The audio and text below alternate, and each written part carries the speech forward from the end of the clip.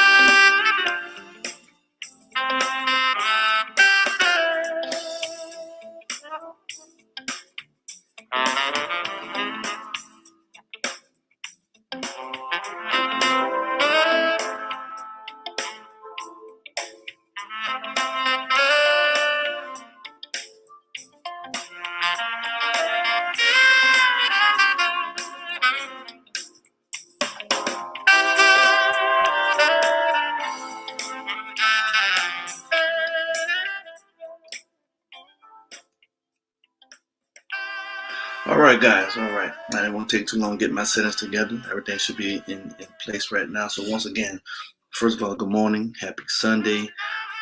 Welcome to Football Chronicles with Damon Mason. Of course, I'm Damon Mason. And thank you guys for tuning in to episode number 4 of Once Upon a Time in the Arena Football League. And so, like I like to always do, I'm going to see can I recap right quickly and briefly episode number 3. And if I'm not mistaken, at the end of episode number 3, I covered roughly that was the 1999 season.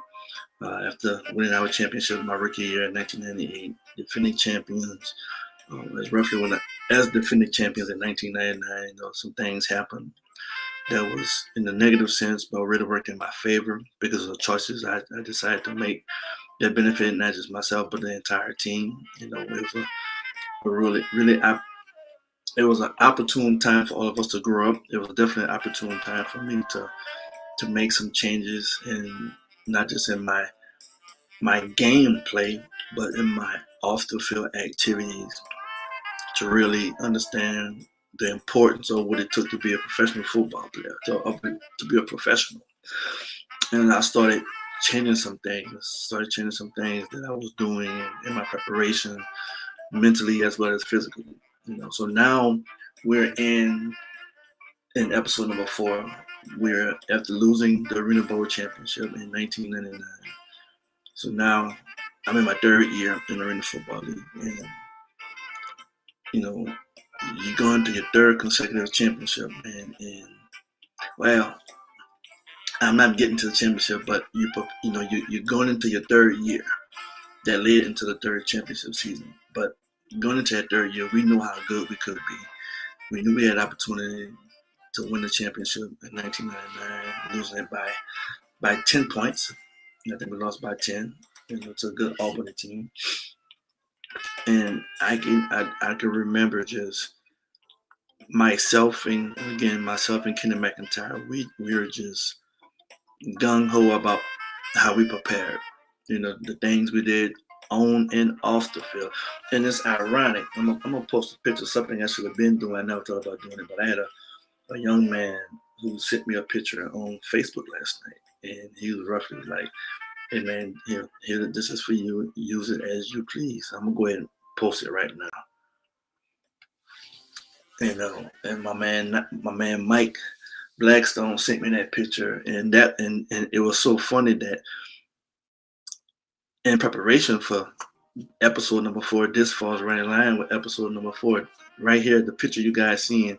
This is the roughly my stats and the stats of Kenny McIntyre at the end of that 2000, the year 2000 season.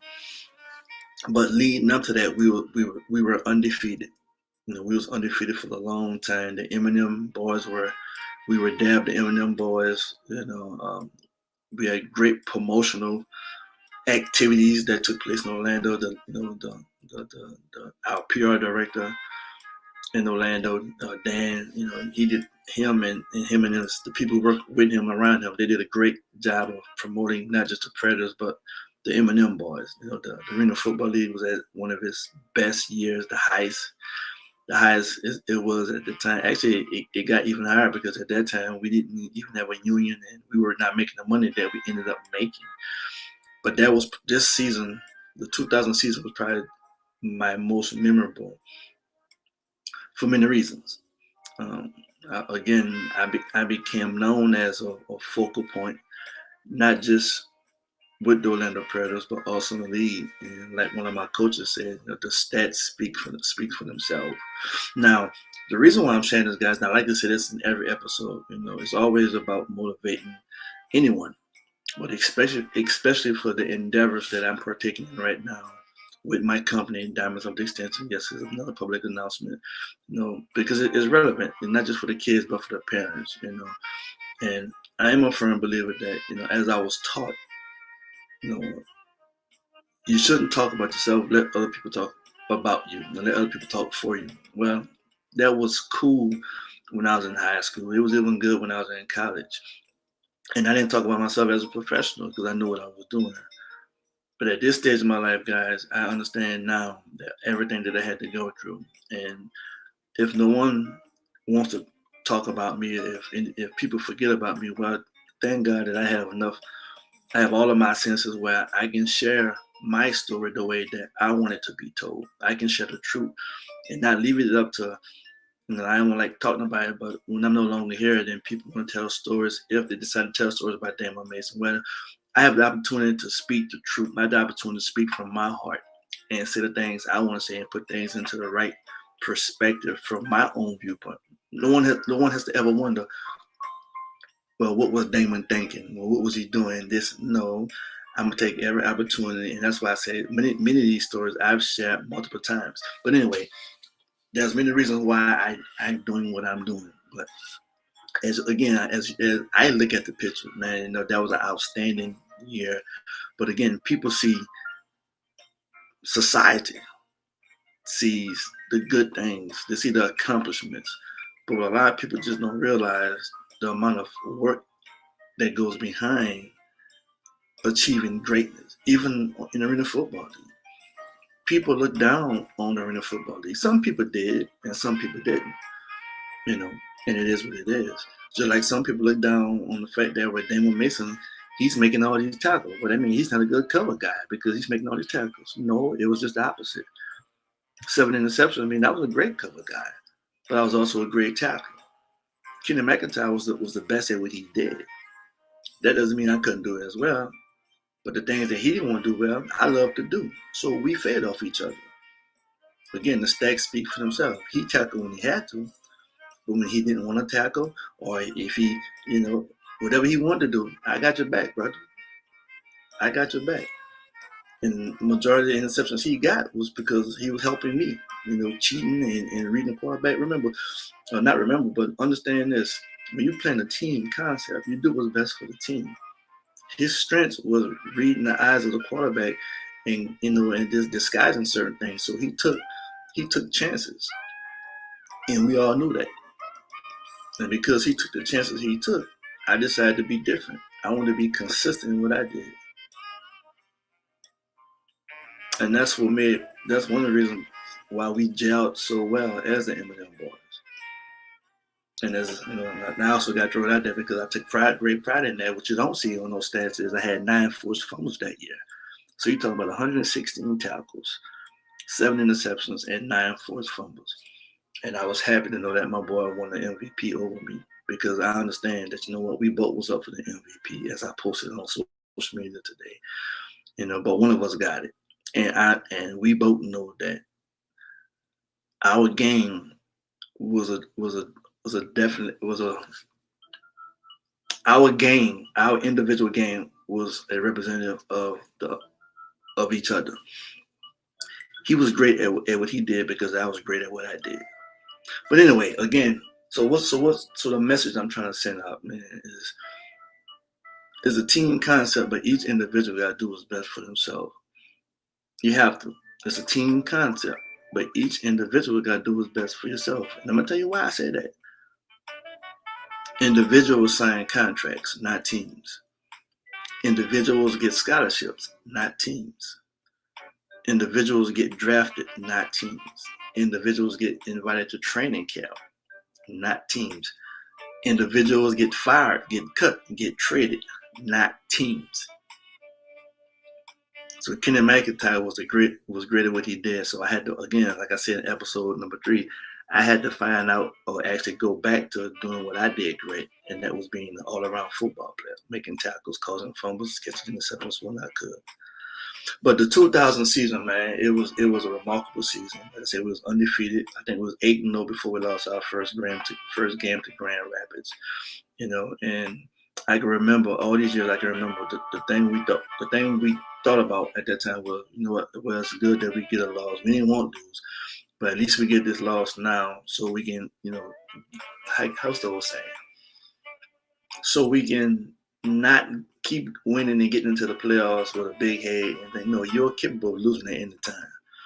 But one of the things that I did personally, you know, and this is the time when Jay Gruden, the head coach, and he would tell me, and I took that to heart. Damon, if you play good, we win. And again, the man did things that he didn't have to do. But he always found a way to motivate me. And it didn't take much to motivate me with him. If you play good, we win.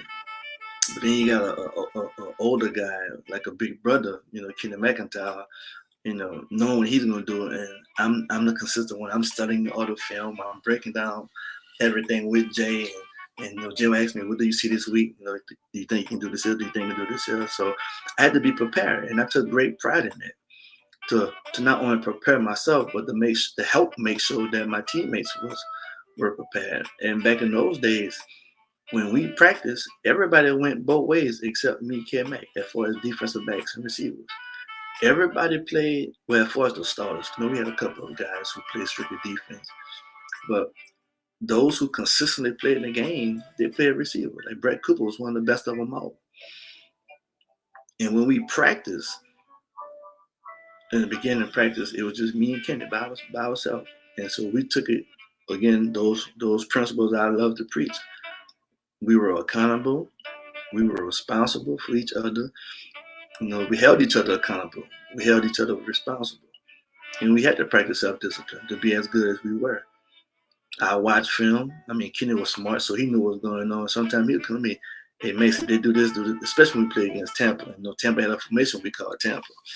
And whenever they came out in Tampa formation, you know, it's something we decided to do. Look, whenever they do their built-in switch, we're gonna switch with them.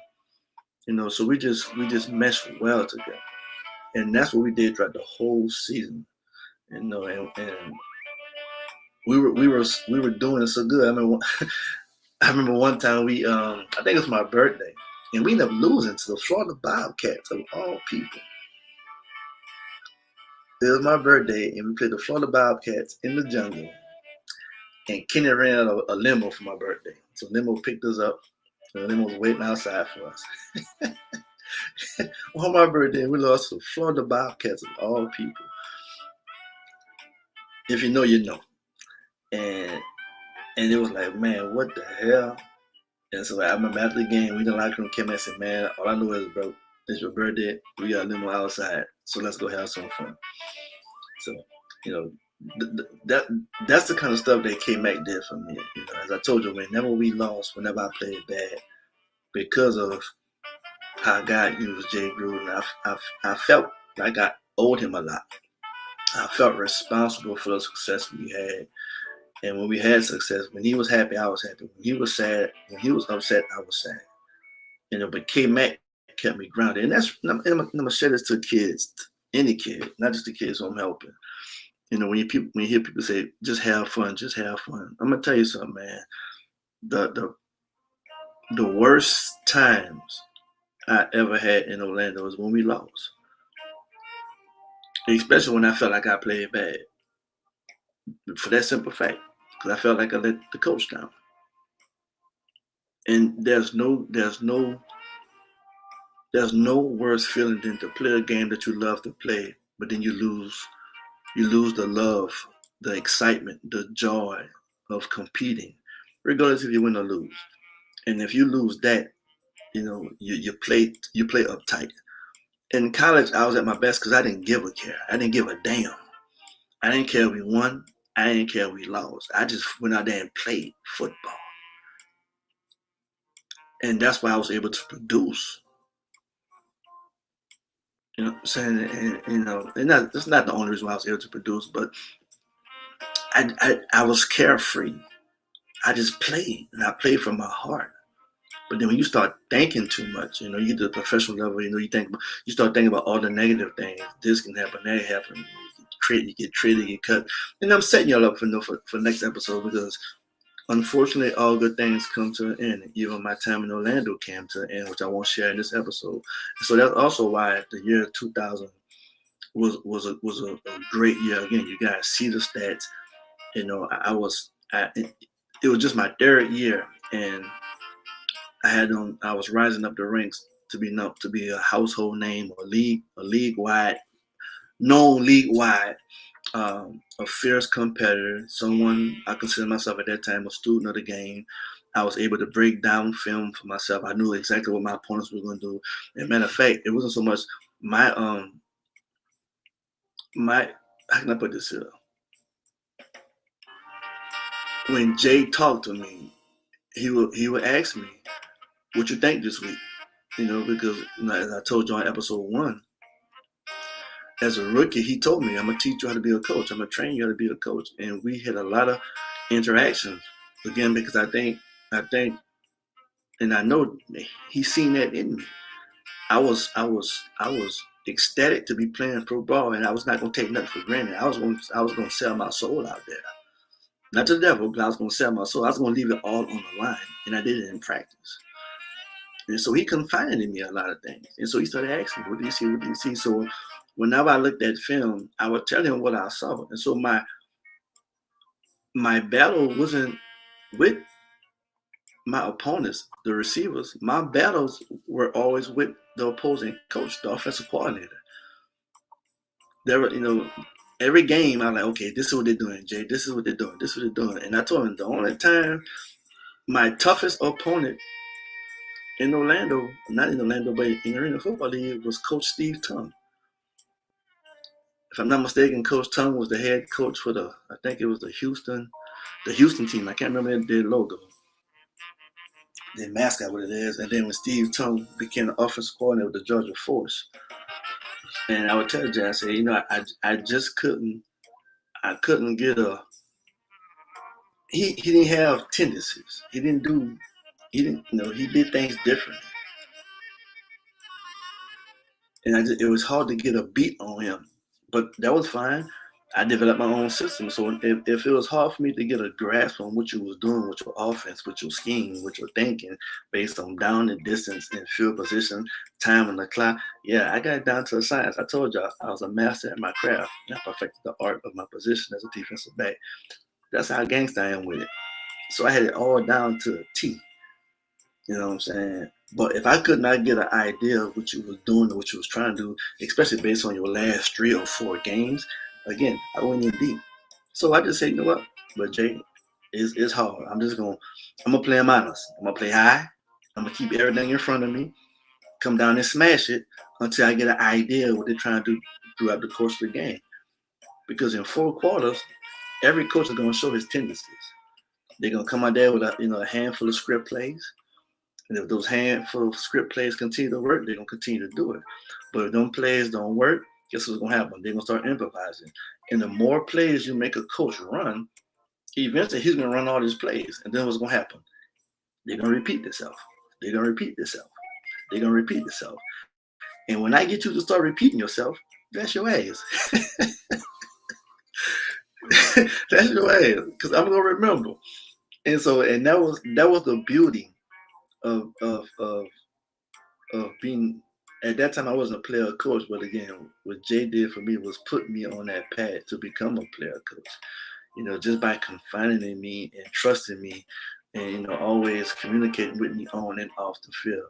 And he had to communicate with me because K-Mac was always in the stands, celebrating or doing something, looking in the stands and just being my dog. So that's why I say, let him be him. I'm gonna do me. We got our boy Brett Cooper or whoever our third DB was, and we good. We was good. We had fun. And again, the stats speak for it. So people look at my stats for 7 interceptions, 116 tackles, of course, the 9 forced fumbles. I said, man, I've been doing that since high school. That's football. I love playing football. And my style of play shows it. I play with a lot of passion. I play with a lot of determination. So anyway, we go into the playoff season. I can't remember exactly how that went, but we did good. But we ended up playing the Nashville Cats, which was one of our biggest rivals at that time. I told y'all before, we used to have fights with them, often.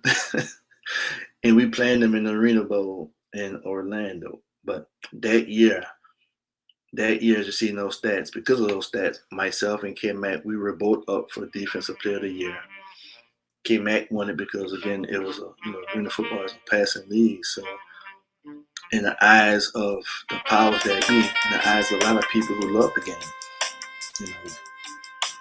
the more passes that's thrown, you should have a lot of interceptions. So again, to me, K-Mac was the best at it. And at one time, people frowned upon the fact that I made so many tackles, but they didn't realize that I made the tackles because I was backing up everybody else, and I also made a majority of my tackles on special teams. But I didn't care about stats, and that goes from my days in high school. My high school coach, Coach Simon, who I love. I had to give him a shout out. He taught us. We don't look at the newspapers. We read the newspaper where my stats, you play team ball. Not a lot of people talking about team ball, but a lot of stuff was really enforced in high school. Things you were taught as a child is one thing, but when you get to high school, you took me a different level. So when I got to college, I stayed true to my roots as a child, and especially in high school. I didn't care about stats. I did things because I knew I could do it. I wanted to do it and I wanted to win. Again, I didn't care if I won or lost. I can't control if you win or lose. I can't control how I play. I can't control how I influence my teammate and how I help my team out. And that's the game. When the game is over, we're going to see where we are. But at the end of the day, you're going to say one or two things. Mason is baller, or that number 9, or whatever my number was, he's a baller. You're going to know who I am.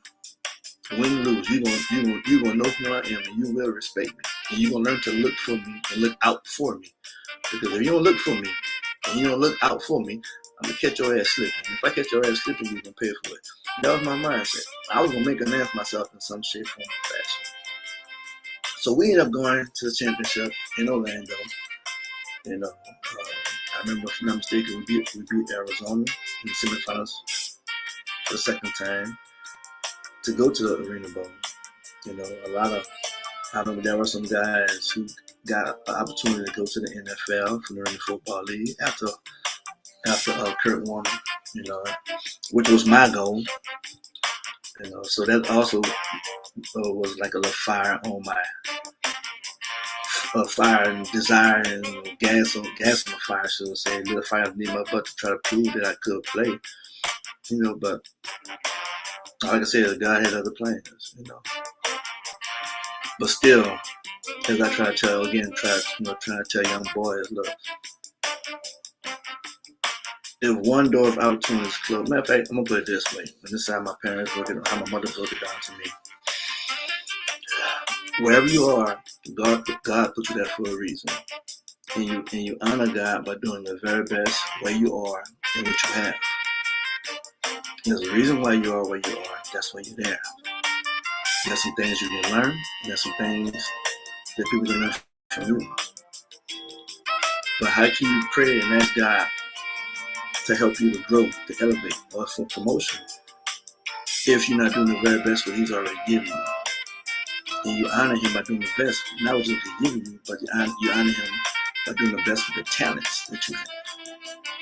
So I'm thinking of all these things, and I'm going there and just want to honor God. I want to prove that I can play football on any level. So came back winning the MVP. We ended up winning the championship. I mean, it was a great year. It was a great year, and it was probably my best year as a Predator. I was not the all-time. I led the league in tackles that year. I think I was second or third in interceptions that year. I led the league in forced fumbles that year, and I made the all-league team for the first time that year. All arena league. So in closing, let me close it this way. Because I'm done. I'm not. Because things change, as I said, things change, and all good things come to an end, and that what took place in 2021, which I will start it off at episode number 5. So in closing, again, I'm not just doing this to do this to the talk. I want kids to know. I'm gonna what I want kids to know from this is this here. Control the things you can control. The things you can't control, you pray and give it to God. If you don't believe in God, you know what? I'm not going to tell you to pray no other God. I'm going to come before what I believe in, what I say, and what I think. I'm going to say do what you do. But according to my faith and according to the Lord, who is God, who I choose to believe in, the things I control them. How I prepare, I can control that.